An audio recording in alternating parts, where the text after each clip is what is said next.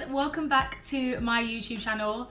I felt the need to sit here, one with my Madeleine cakes and two with my cup of tea, honey, okay, my cup of tea. So I felt like it should be a conversation that was nice and homely. I have actually never lived away from my mum.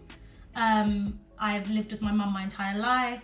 When I came off of Love Island, I already had intentions of moving. I was already looking into houses, apartments, flats and stuff before I went on the show, because I've always wanted to be out of the house by 25 anyway. But I also made it a point of making sure I'd done it as soon as, because where I grew up is right near a school, and fortunately but unfortunately my address became quite like a known thing. I would be seen leaving my house by numerous amounts of school kids, and just for the safety of like my family, because I'm the one that went on the show and like not them, I just wanted to make sure that things were safe. So I now live in a house deep in Essex, literally in the middle of nowhere. There's only a few houses on my road. It is silent and peaceful. I love it. I'm very, very happy. I'm so blessed and grateful to be able to be in such a beautiful home in the first place. I thought I would just come on here with my little cup of tea and just have a general conversation with you guys, because it's something that everyone wanted to know.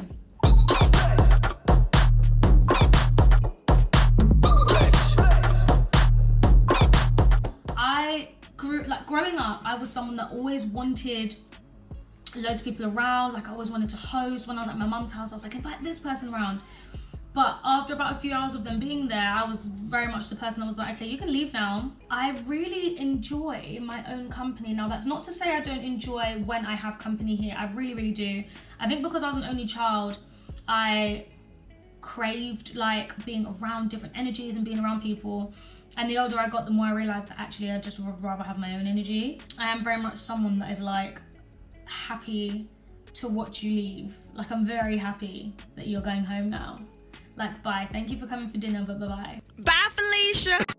And I know that sounds really, really rude, but I think for me, like moving out was easy in that sense. And I know for a fact that my mum was really worried about me.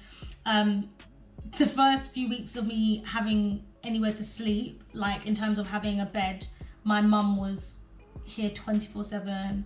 Like she made it a mission to be here every day. When I first moved into this house, I remember there was literally, when I say it was empty, it was completely empty. And all the furniture had just been ordered, but it was gonna take about 6 weeks for anything to even start arriving. And we went to Mexico and Thailand, so I wasn't even in the country anyway. The move-in date, or the date that the keys got collected, was the day we got back from Mexico. So it was all just like a whole big mess. Like it was just a lot of pressure and a lot of stress. It wasn't the actual moving part that was stressful. It wasn't the paperwork that was stressful. It wasn't even the whole process of filling out the forms and the payments. That side of things was actually the least stressful part for me. For me, because of my OCD self, the most stressful part was putting everything in its place and knowing where everything was, and having a vision of what I wanted everything to look like, and know for anything to go. I envisioned myself like I'd look at pictures of like £10 million or dollar homes, or you know, I know exactly what I want my house in LA to look like. I wanted this, and I wanted a back garden, and I wanted a driveway, and I wanted this, and I wanted that. And I searched high and low before I even actually thought about physically doing it. I thought about it from when I was younger. I basically manifested exactly what I wanted. And then when it came to looking, that's when things got real interesting. I had so much to move from one little room in my mum's house into a whole home. I had to become very, very brutal when it came to throwing things out, giving stuff to charity, selling stuff, throwing it away. Like I became very, very like brutal with the concept of letting stuff go. I still have to be that brutal. I will never forget when me, my mum, my stepdad, my best friends and my cousin would come here, because they like hugely helped. There was no furniture, no cutlery, nothing. And we'd order pizza. We'd sit on the floor in my kitchen, and I'll never forget just sitting there and being like, this feels really good.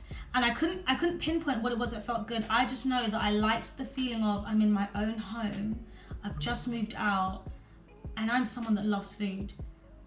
And I'm sat on my kitchen floor that is just beautiful, eating pizza.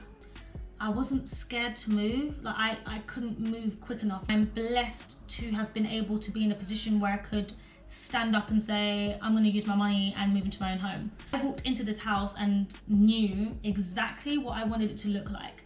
I approached the driveway and I was like, yep, this is it. Like I knew based on things like the fact that there's a willow tree outside of my home, which spiritually, especially as a female, is beautiful. I'll write on the screen what it means. My door number is a very powerful spiritual number. I just knew that this was the right place. One key thing is if you are buying a house, it is permanent, you are stuck there. There are obviously different schemes when it comes to buying, so whether it's Help to Buy, whether it's just a normal mortgage, whether it's a shared ownership, there are a variety of stuff. I will not sit here and go into too much detail about them. Help to Buy, as far as I'm concerned, is like the best thing like you can do in a Help to Buy scheme. You are stuck there, it is permanent. It is not like renting where, you know, you have a lease or the rent is for, the contract is for either 6 months rolling or just a 6 months contract or a 12 months or 18 months or something like that. With buying it, you're stuck. If you do want to sell the house, there is typically a cost. Again, I'm speaking on the knowledge I have. This probably varies between the UK and America, and this also probably varies within the UK and maybe between London and outskirts of London and stuff like that. This is just my knowledge. If there is anything else, if there's something I've said that's wrong or different to what anyone else knows, then please let me know. But yeah, there is a cost to sell, and obviously you have to go through the process of finding a buyer, showing them around, and then the paperwork, and it does take a long time. So that is something that I just want to say, like, first off, to bear in mind that as much as it sounds all great, remember that it is permanent. What I somehow managed to do when living alone was actually save more than I'd ever saved before. And what it allowed me to understand and do is how to be financially independent in every sense. So things like bills to pay, gas, electric, water bills, anything like that, you know, where I live, in the area I live, because I'm surrounded by so much water, all of the houses need flood insurance and stuff like that. Like, those things start to mount up. And what it forces you to do is understand that you need a set amount per month set to the side. So let's say it's like $2,500 a month. You need that earned and that set to the side and that ready, that is not from your savings. And then on top of that, if you are someone that has a car, your outgoings a month can genuinely go from 0 to 10,000 real quick. Like, they blow up. And the beauty in it is that even though it's a harsh reality, it teaches you how to save so well. I went from being someone that saved, let's say I got paid $1,000, I'd save maybe 200 of the grand and spend 800, to someone that saves 800 and spends 2. I put myself in a position to never allow myself to not earn more than 3, 4, or 5 times the amount of what my outgoings are a month. Does it mean it is hard? Hell yes. I treat this home and my outgoings and my finances like I don't have any. I genuinely sometimes think I don't, because I want to be at a place where 20 grand a month coming out of my account is basically pennies. You know, like my children's grandchildren, a wealthy kind of vibe. That's where I see myself headed. That's where I see myself being in life. What the beauty in living by yourself teaches you is how to get your shit organized. Typically, you need to earn over 50,000 a year for roughly or more than 2 years in a row. So you'd obviously need your tax return to prove it. And that isn't the case for everything. I believe this is the case for when it comes to homes. I think when it comes to apartments, flats, or anything like that, it's slightly different. But as far as I'm aware, it's 50K a year roughly for more than 2 years. What I'm probably gonna do, guys, is also put a link in the bio for the whole idea of the Help to Buy scheme, because there are things you can do with banks, which I know is something that I have done with things like Help to Buy ISAs and stuff like that. I remember having to readjust my brain to remember how a house works. And what I mean by that is I grew up in a household where everything was there. So I woke up, I got out of bed, I went downstairs, I had breakfast, I put my porridge in the microwave, I would sit on the sofa, I would watch TV. And even as I'm saying them to you now, you're probably ticking off in your head all the things that you need to buy. Bed, everything that comes with the bed, mattress protectors, duvet covers, pillows, sheets, a variety of them, a headboard if depending on the type of bed you get, the bed frame. You then walk all the way downstairs, you go into the kitchen and you have porridge.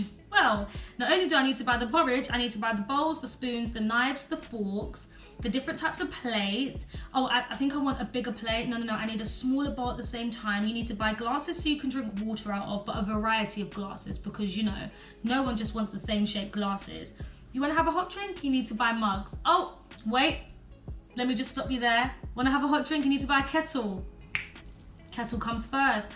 Want toast in the morning? Need to buy a toaster. Want to heat up your porridge? Need to buy a microwave. You genuinely forget how much needs to be bought.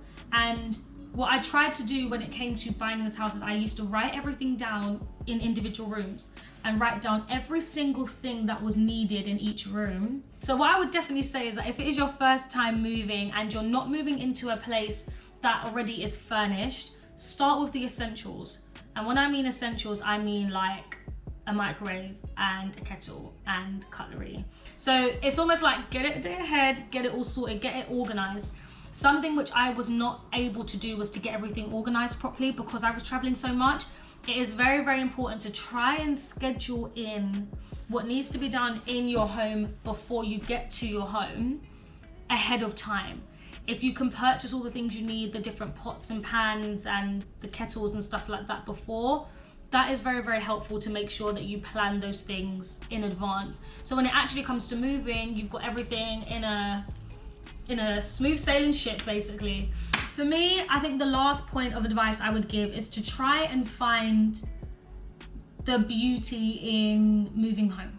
Do not allow what social media tells you is the right age and the right time to do things to force you out of your home and into a home that you do not want to be in just because it looks cool.